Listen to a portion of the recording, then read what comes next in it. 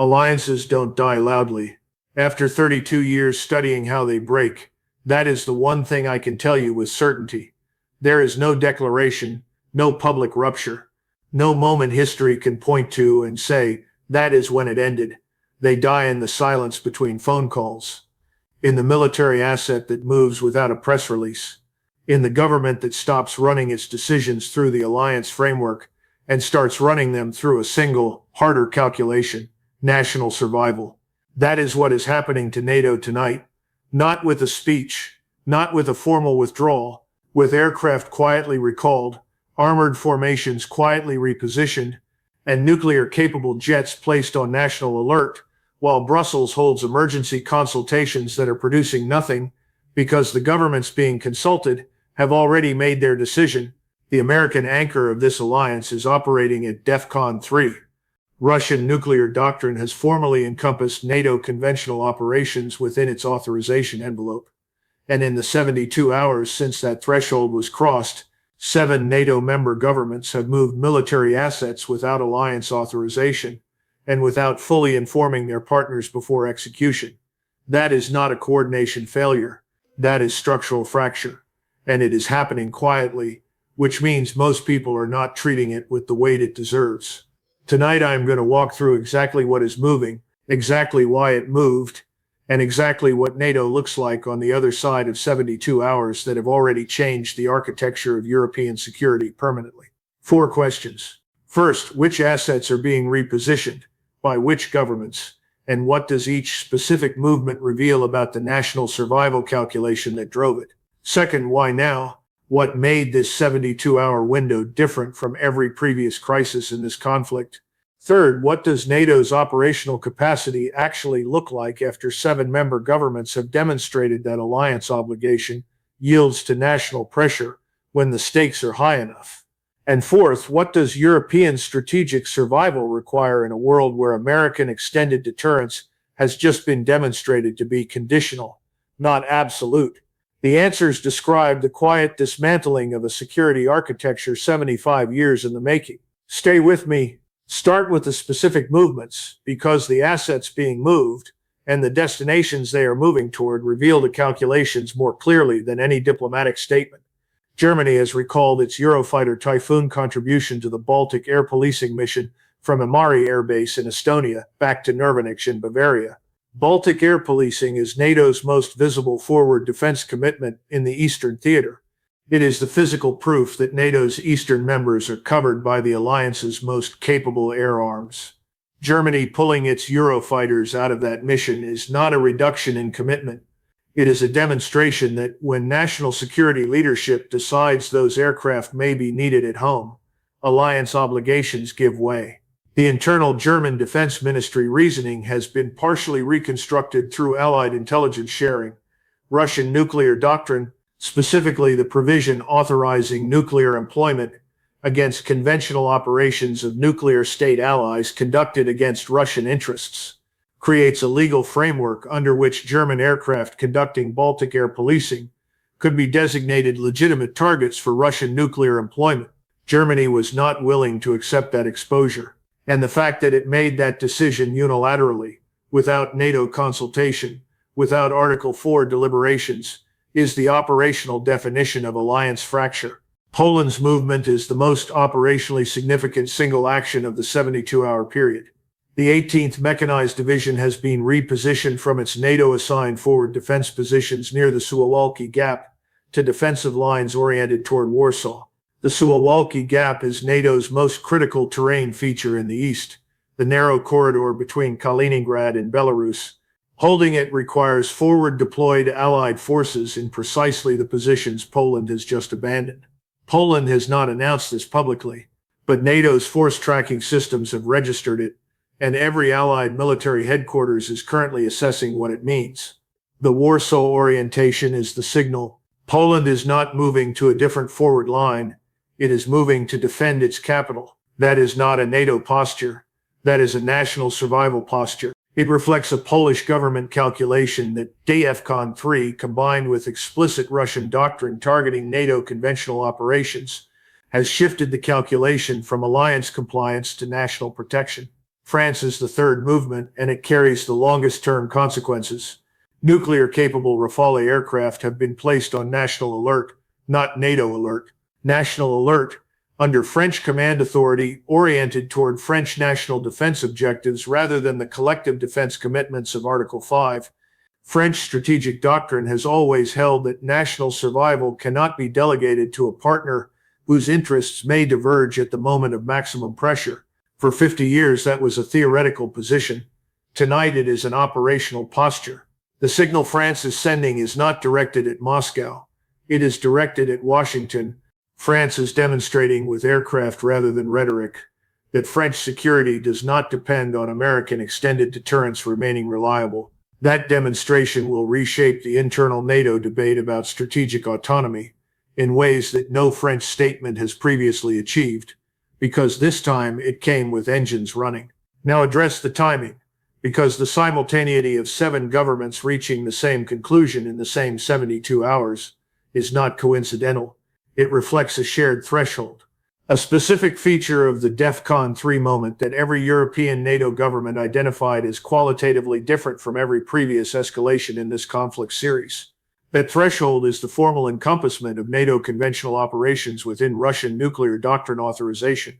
Every prior escalation in this conflict, the Strait of Hormuz mining, the carrier repositioning, the Iskander strikes on American bases, the Baghdad evacuation, involved action against American and Israeli assets. European governments watched those events with concern. They did not reposition assets in response, because none of those events formally placed European military operations within the authorization envelope of Russian nuclear employment. Putin's doctrine activation changed that. The provision authorizing nuclear employment against conventional operations of nuclear state allies conducted against Russian interests does not distinguish between American operations and German ones, or Polish ones, or French ones. Every NATO military operation, every Baltic air policing sortie, every forward deployed formation, every naval patrol in adjacent waters is now formally inside the Russian nuclear authorization envelope. That is not a theoretical risk. It is a formal doctrinal statement by the state with the largest nuclear arsenal on Earth. The governments that repositioned assets did not panic. They read the doctrine accurately, and the doctrine accurately read produces a single conclusion. Maintaining NATO-assigned forward positions under the current Russian doctrinal framework exposes national assets to a nuclear authorization that no alliance guarantee can protect against. The second threshold DEFCON 3 crossed is the demonstration of American constraint. Every American response across this conflict has followed one consistent pattern. Commitment is real, but operationally constrained by escalation costs the domestic political system will not absorb. European governments have watched that pattern across 8 sequential demonstrations. Carriers repositioned rather than contesting DF-26 deployments. Bases destroyed without kinetic response. Baghdad evacuated without ground intervention. Tel Aviv struck without meaningful military retaliation. Each event added data to a single European assessment. DEFCON 3 converted that data into a conclusion. American extended deterrence is reliable when activation costs fall below the threshold that domestic politics will support. It becomes uncertain when activation requires accepting escalation risks that exceed that threshold. The current environment Russian doctrine activated DEFCON 3 declared Iranian proxies in Baghdad and striking Tel Aviv is precisely the environment where that threshold is exceeded. European governments are not abandoning NATO. They are acknowledging through operational behavior that the reliability of American extended deterrence under genuine strategic pressure has been demonstrated to be less than the alliance framework requires. Now address what NATO's operational capacity actually looks like, because the mainstream commentary is treating this repositioning as a temporary disruption. It is not. It is a structural revelation. What it reveals is that NATO's collective defense commitment rests on a foundation of national willingness that is conditional, not unconditional. The condition is that honoring collective defense does not exceed what each government calculates it can absorb, given its own survival requirements. Under normal conditions, where American extended deterrence is solid, where Russian doctrine does not encompass NATO operations, where escalation risks are manageable.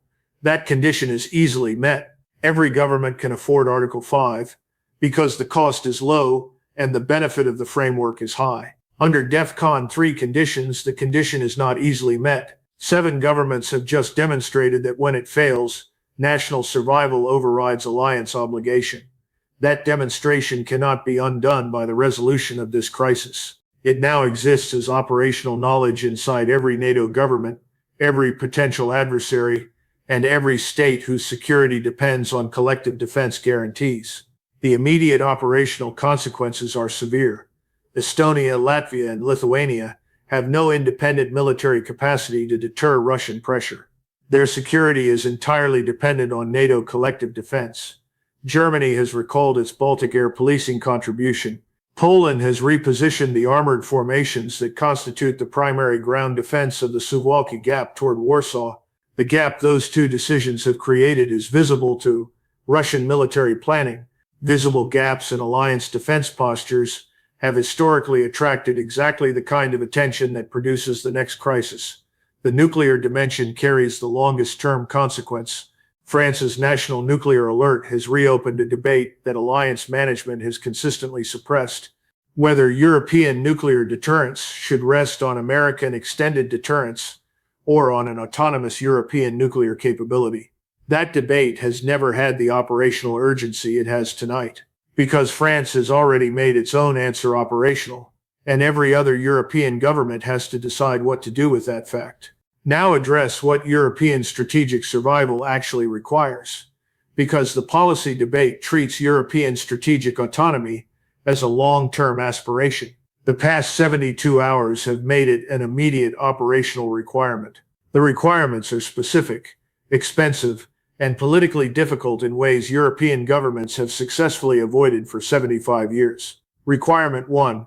Autonomous nuclear deterrence. France has the hardware. What it lacks is the political legitimacy to extend that deterrence to NATO partners who have had no role in French nuclear decision-making.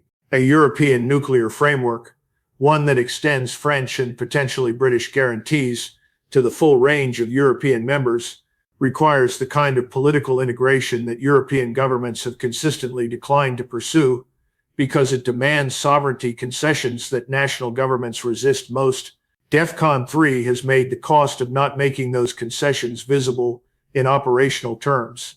The question now is whether the political cost of deeper integration is lower than the security cost of depending on an American commitment whose conditionality has just been demonstrated. Requirement 2. Autonomous conventional force capacity. The Germany that recalled its Eurofighters tonight is the same Germany that spent 3 post-Cold War decades systematically reducing conventional military capability on the assumption that American extended deterrence made large national forces unnecessary. That assumption has just been falsified. The defense budget that would rebuild that capacity is approximately 3 times Germany's current spending level. The political system that would authorize it does not yet exist, but the alternative, strategic dependence on a commitment DEFCON 3 has shown to be conditional, is now visibly more dangerous than the political difficulty of the transformation. Requirement 3. Accommodation with Russia. This is the requirement European governments are least willing to acknowledge publicly and most actively pursuing privately. A Europe that cannot rely on American extended deterrence to manage Russian pressure must manage that pressure through a combination of autonomous capability and diplomatic accommodation. The back channels between Berlin, Paris, and Moscow are currently running with an urgency that no public statement reflects. The specific terms Russia requires for a stable European security environment, formal recognition of sphere of influence, constraints on NATO expansion, forward military pressure reduction, accommodations that American policy has consistently blocked because making them would validate coercive pressure and undermine the alliance framework American global strategy depends on. In a post-DEFCON 3 environment where the alliance framework has demonstrated conditional reliability, then American argument carries less weight, and European governments are privately beginning to act on that reduced weight. The world that emerges from this crisis will be organized around autonomous European military capability and a European-Russian accommodation that Washington neither negotiated nor endorsed. That is not the world American foreign policy built over 75 years, but it is the world the sequential events of this conflict have made structurally necessary. In Moscow, the NATO fracture that DEFCON 3 has produced is not a side effect. It is the primary strategic objective of 20 years of Russian policy. Putin did not need to attack a NATO member to fracture the alliance. He needed to construct a strategic environment in which NATO members' own national survival calculations drove them to reposition assets, recall commitments, and begin private diplomatic outreach to Moscow that the alliance framework had previously suppressed. He has constructed that environment. 7 governments in 72 hours. No coordination between them, no dramatic rupture, just military assets moving toward national territory. The objective has been achieved. In Washington, the reckoning this demands is one the American foreign policy establishment is structurally resistant to conducting honestly. NATO has been the foundational instrument of American global strategy since 1949. Its operational fracture, quiet or otherwise, requires a reassessment of commitments, force posture, and diplomatic priorities that the current institutional culture is not organized to execute. That reassessment will not happen through deliberate policy process. It will be forced by the accumulation of operational realities, recalled aircraft, repositioned armor, French national nuclear alerts, German defense budget debates, until voluntary reassessment is no longer an option. In Beijing, this validates the strategic assessment that has organized Chinese foreign policy for a decade. American alliance systems are conditional arrangements.